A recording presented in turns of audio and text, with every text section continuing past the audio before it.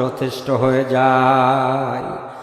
আর রহমতের নবী, দ্বীনের নবী ওয়াদা করেছেন, যেই বাবা তার সন্তানকে হাফেজে কোরআন বানাবে, তার বাবাকে আল্লাহ তাআলা ওই ব্যক্তিকে সম্মানের জন্য একটা লুলু ওয়াল মারজান, একটা স্বর্ণ মণিমুক্তা খচিত মুকুট দান করবেন। বলেন সুবহানাল্লাহ।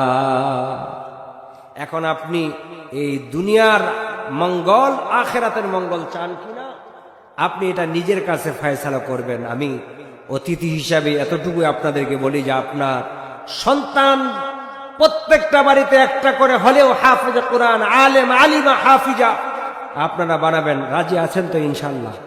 একটু রাজি আছেন তো ইনশাআল্লাহ? সকলে বলে না ইনশাআল্লাহ।